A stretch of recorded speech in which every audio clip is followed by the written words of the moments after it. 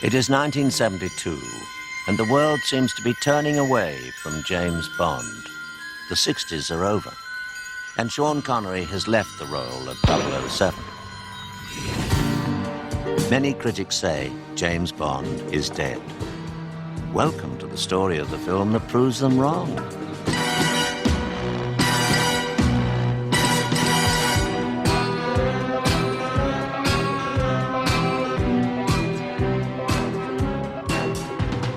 So the problem was going to be a new Bond, and then it was obviously the biggest part that had not been cast in all of show business. And the favorite was, for a while, Burt Reynolds.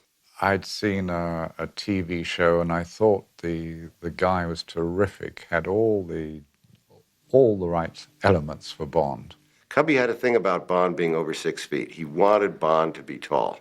And the second and most important thing was, he said, you can't do Bond and not have him be British. It's absolutely ridiculous. It would be like casting an Englishman in a John Wayne part in a Western. It doesn't work. While the producers search for a new 007, they must also develop a Bond story for the new generation of moviegoers. Cubby said to me, here are several books. Which one would you like to do? I wanted to do Live and Let Die because I thought it had more of an edge to it. Because all the villains were black, and I knew it was a very chancy thing because we were making it in the time of the Black Panthers. We were making it in the time of really a black revolution. While Tom Mankiewicz transforms Ian Fleming's most controversial novel into a screenplay, Guy Hamilton begins looking for locations. Tom knew that I was a jazz buff, and he said, you'd love New Orleans. And I said, oh, come on, Tom, we're not going to do the Mardi Gras because Terence Young has done that with the Junkanoo. What else is in New Orleans? He said, well, there are jazz funerals.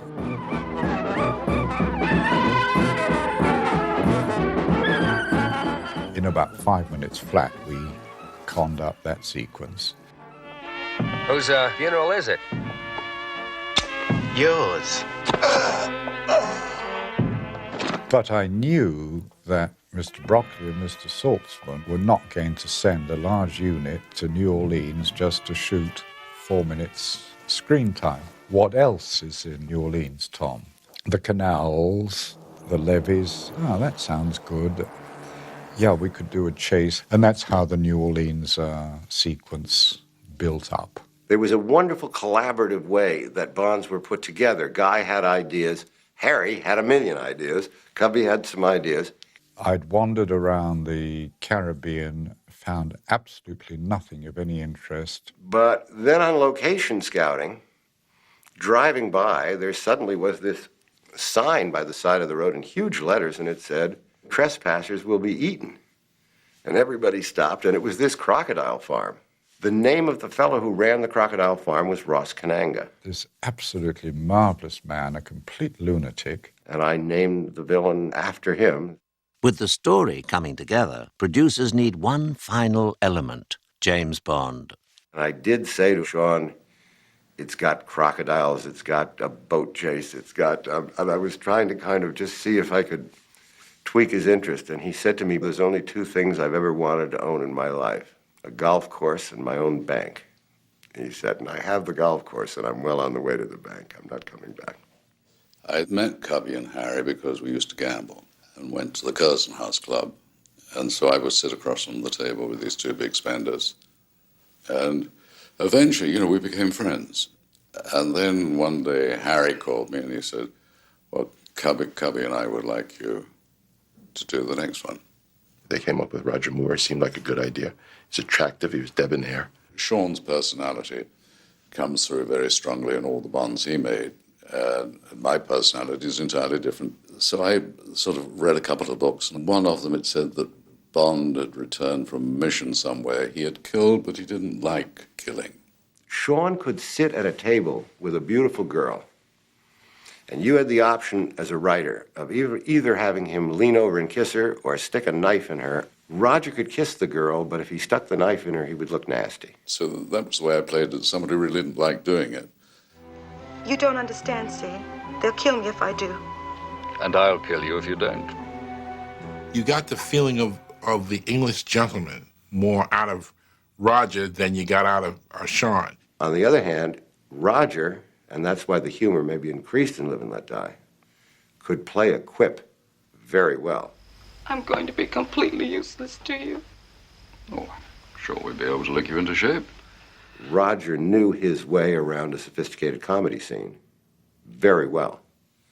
So you could do things with Roger, right? You wrote for Roger differently.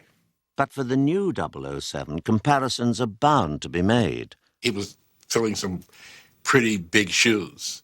The only thing that worried me was how could I say, my name is Bond, James Bond, without saying, my name is Bond, James Bond. That was the one thing I had a couple of nightmares about. I remember him saying about the logo that was still obviously Sean Connery's image. He says, when are we going to change the logos there? We tried in various ways not to imitate Sean where we didn't have to. Guy said, I think we should avoid any direct comparisons by you not saying the things that Sean said. A martini, shaken, not stirred. Bourbon, no ice, please. If it isn't enough that Roger Moore has to worry about the shadow of Sean Connery, he also has to avoid imitating another 60s icon, Simon Templar. The first issue was that they were making sure that he never raised his eyebrow as he had done in The Saint, because that was like a famous mannerism of his. I mean, we've all done the Bond pictures. We all know each other. And for a newcomer to come in, it's a very daunting experience. Guy Hamilton, I think, was more worried about me taking over Bond than I was. And Roger took it very well indeed. My name's Bond. James Bond. He made it his, because he is a sophisticated man, so he made it his James Bond. Absolutely. There's no sense in going off half-cocked. Even before much of the cast is signed, filmmakers begin to work on one of the most ambitious action sequences ever produced. Until we almost started shooting, it just said, scene 156, the most terrific boat chase you've ever seen, because I never got around to writing it until Harry and David Picker and other people said, where's this terrific boat chase? Of course, when we got there was a slight problem because all the bayous now were kind of heavily overgrown with reeds and you couldn't really see them. We whistled up a helicopter and we started flying around. We got to the beautiful house that's in the boat chase where there's a wedding on the little point and the boats go across the point. And we both said, oh, this is great. And I remember we landed in this kind of backyard, as you call them in America, and a lady came out. They decided that the point on which we lived was just right for a boat to leap across. And the first we realized was when a helicopter landed on our front lawn, to the great delight of the children. She said, boys, boys, boys. We could see children in the background looking, you see, and she said, may I help you? So I said, yeah, we're, scouting for James Bond. The director came and asked if we would mind if they used our property. Of course, we were thrilled to death. It sounded like the most exciting thing that's happened on the bayou in a long time. I'd never ever seen Southern hospitality. These people were just amazing. Finding the location for the amazing boat stunts is only half the challenge.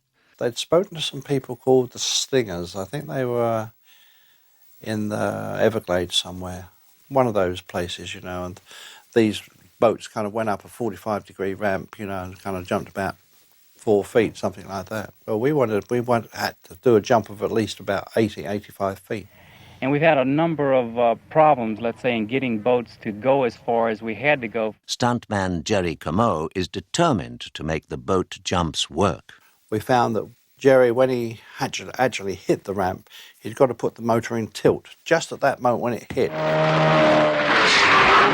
On October the 16th, 1972, Guy Hamilton calls action, and stuntman Jerry Comeau races his Glastron speedboat at 75 miles per hour toward the specially built ramp. We did hold the world record for boat jumps, and I think that particular day Jerry jumped 115 feet. And the whole thing, one take, and that's it. But all the hard work been done pre-production. On the second jump, which is definitely a slower boat, and it's one of the baddie boats, we came over the cars and we landed in the water, but we had difficulty because they had the boat that Bond was in going on, which created a wake, and that wake while my boat landed on it, carried it off into another direction, and of course we turned over and ended up off in the weeds. Stuntmen are not the only ones who need expert boating skills. We did have one or two accidents during the preparation. The problem with jet boats is that if your engine should cut for some unknown reason, you can't steer the boat. We came around a bend, and the boat was on its sort of tilted at an angle, and obviously the gas tank wasn't full. And so the engine cut out, and I got hit, bang, and I flew into the back of the boat. And I came out of that with what I thought was losing my teeth, and with a leg that wouldn't move. This was the day before we started shooting, when we were rehearsing. Meanwhile, the producers set the rest of the cast, including the challenging part of Bond's leading lady, Solitaire. I originally wanted Diana Ross. I thought it would be, and I thought it would be in a very positive way, barrier breaking. The producers decide to stick with Ian Fleming's original conception of the character as a white woman and start scouting for an actress who can capture the sensuality of a Bond woman and the virginal innocence of the character. I was doing a series called The Aeneid Line, and my agent, John Redway, called me and said they wanted to meet me for the Bond film. I remember when I came in, Harry said, "Take off your coat." So I took off my coat. "Take off your hat." He sort of barked, and I took off this fur hat, and of course down came all my hair tumbling down. And that was it. He said, "We want you to play the lead in the James Bond film." And I went, "What?" And I said, "Well, you know, I'm doing the Aeneid Line." And he said, "You know, never mind." He said, "I want you to come and meet my partner." I was on the street doing across 110th Street.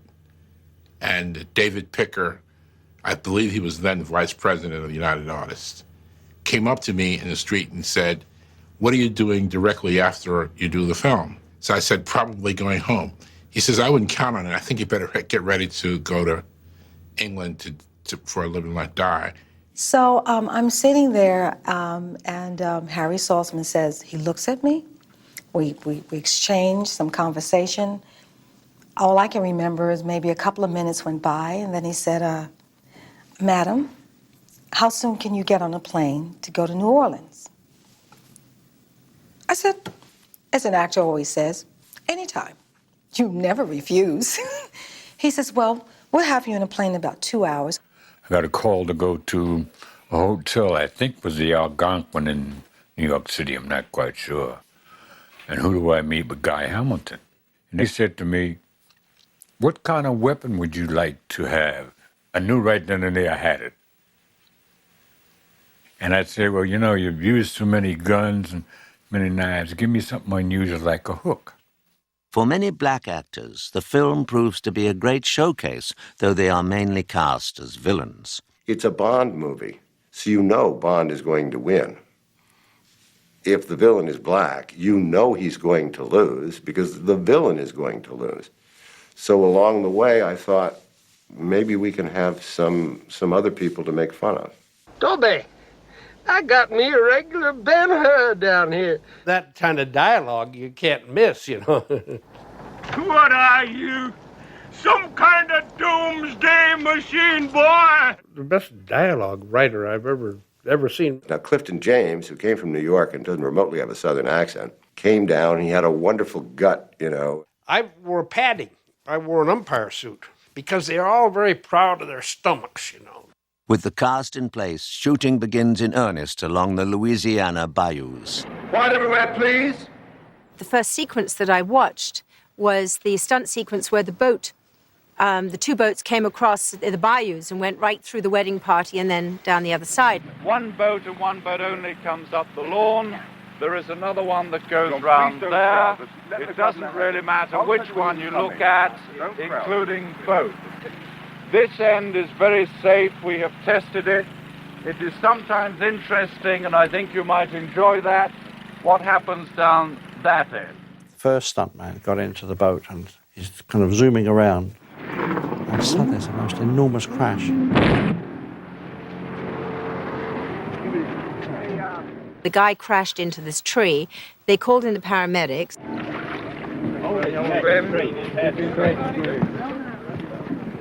I'm okay. Set me down. It's okay. So now we're going to try and do the stunt again. And action, up comes the boat, straight over, right through the wedding. And I said, I bet it's going to hit that tree. It hit it fair and square, I can't tell you. Tore another big hole in the side. Oh, in all the practice runs, the boat's always gone off to the left. They hit that tree just dead center. I mean, the boat went absolutely perfectly straight all the way across that lawn, which it never has done before. Everybody's now very worried, and Guy Hamilton said, don't think we should do any more, not today.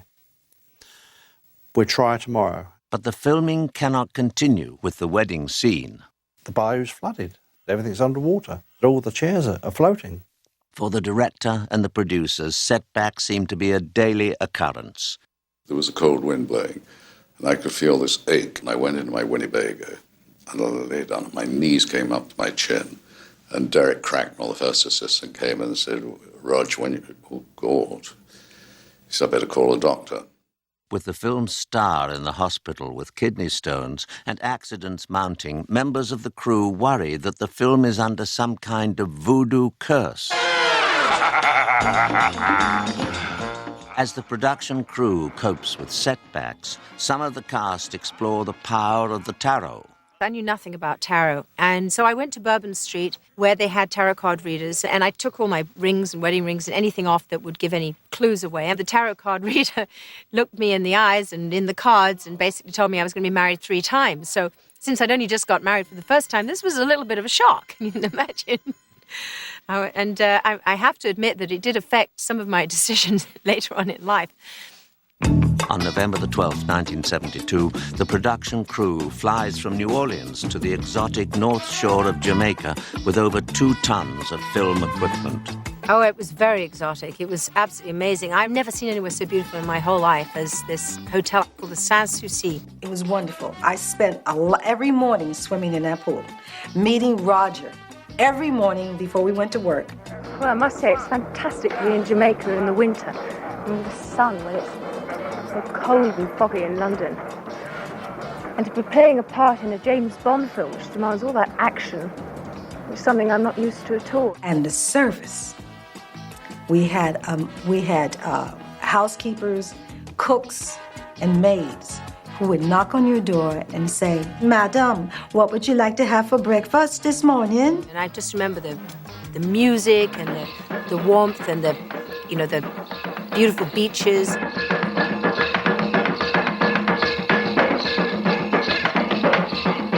It was just so exotic and glorious.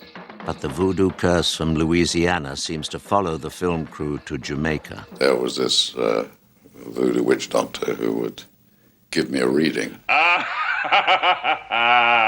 They were going to film it. I don't know what happened to that film, but... What is gathering? Hallelujah. Mr. Moore, I'm about to start what is known as a psychic reading for you. Is that okay, sir? It's fine with me. Yeah. I hope it is afterwards. Tarot cards were being turned over and said that I was going to have a son. You are going to have a son, sir. There's going to be a son in your life. Well, apparently, he was conceived there. So I don't know whether the witch doctor had anything to do with it.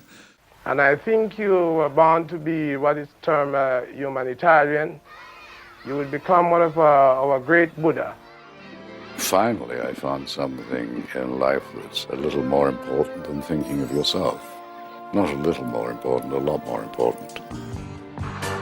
On November the 30th, 1972, filmmakers begin shooting one of the movie's signature sequences.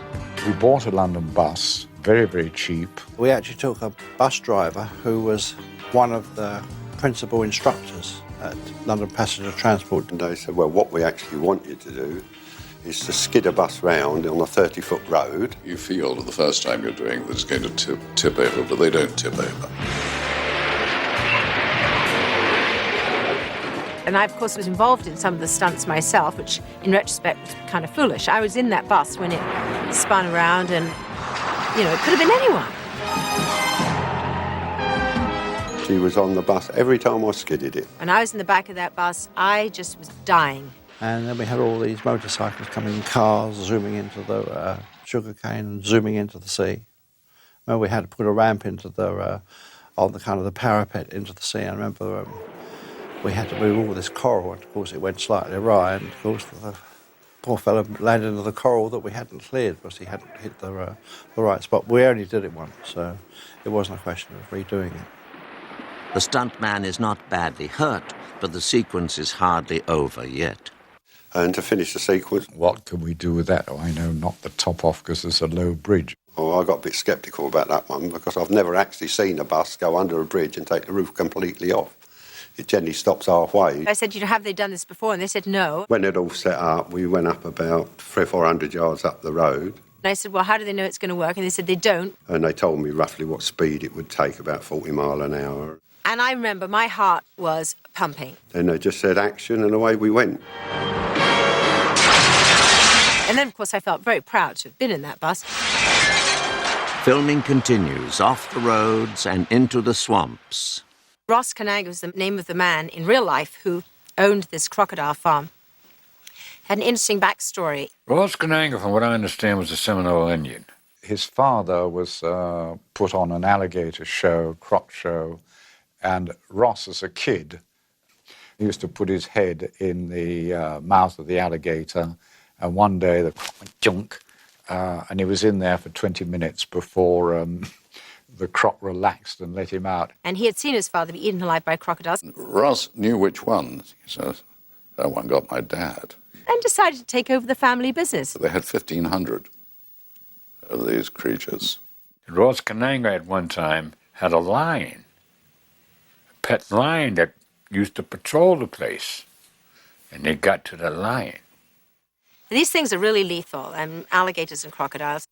And then they stuck me on this island, little tiny island. This was a major production number because all the crocs had to be taken out. And they had these fake crocodiles there, and they were made of foam rubber, and they looked pretty real. And I was stuck on there while Teehee throws out bits of chicken to attract the alligators. They were shooting the sequence, and this mechanical arm was very hard to work. I'm messing with this hook, trying to get it to work right. And I dropped a couple of pieces on the side there.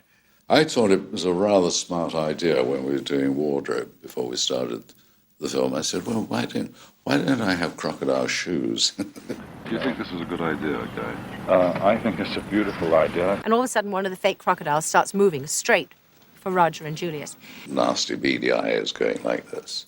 And this thing is coming straight for Roger. Well, gunshots went off. Ross Kananga himself threw himself in. Once they see some white flesh and they're swimming, they can leap 20, 30 feet. Everyone went crazy. What a mistake. I had the skin of one of their cousins. They were out to get me. After a few last-minute shots, the first unit departs for London on December the 19th and resumes shooting at Pinewood Studios, where more creatures are required. I think the gentleman who was tied up to the post didn't like snakes. And the snake is going there, and he was looking at the snake, and they said, right, okay, cut. Okay, you can relax now. And he had fainted. So I had just been told this story, and now I come in to do a scene with a snake. The man who was holding the snake in my sequence was a dancer, and he wasn't real happy about holding the real snake either. But by the second or third day, he was feeling a little more comfortable, and between takes, he put the snake in the other hand. Of course, the snake turned around and bit him. Well, this guy screamed, dropped the snake, went running out of the place. Everyone went running after him to make sure that he was okay because he'd been bitten by the snake, and the snake was coming straight for me. And I'm tied up at the snake. Nobody cares about me, but this snake's coming right for me. I was terrified. And at the last second, the snake handler picked up the snake when it can only have been inches from my feet, and I really thought this was it. I had a very special rapport with Geoffrey Holder. Really nice guy. Big, enormous, with a quite understandable fear of snakes. Geoffrey had to do the thing where he falls backwards into the snakes. And Guy knew that he wasn't going to do this. And I saw the real coffin with the real snakes. I've never seen so many snakes in my life. It was really scary. But we were very fortunate that Princess Alexandra came to visit the set that day. They knew that Geoffrey, being such a gentleman and such a consummate professional, would not refuse to do that scene. if the royal family were watching him. And so when they said turnover action, he went backwards. He didn't stay there long, but he went backwards. While the first unit finishes up work at Pinewood Studios and on location in New York, one last second unit stunt has to be filmed in Jamaica. Kananga was the only man who would try the stunt. He did something you couldn't have paid me $1 million to do. It had taken writer Tom Mankiewicz only moments to type the words, but it takes Ross Kananga weeks of preparation to create the stunt. We got the crocodiles tied down by their little legs. Ross Kananga dons Roger Moore's outfit for the scene, including the slick heel dress shoes. We now present all 5 of Ross Kananga's attempts at the death-defying stunt.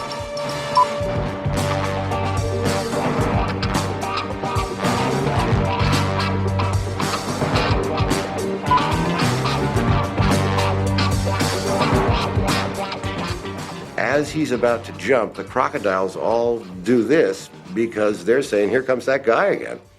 I mean, they'd seen the act twice, and so they're waiting for him to jump again.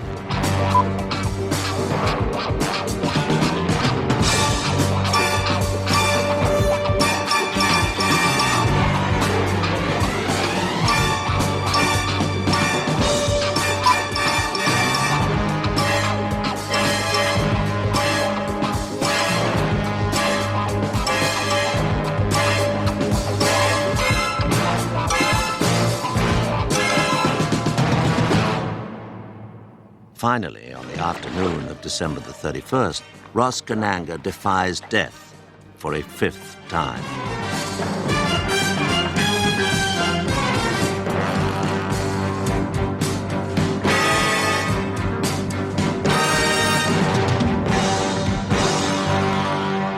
On July the 5th, 1973, Live and Let Die premieres at London's Leicester Square Odeon.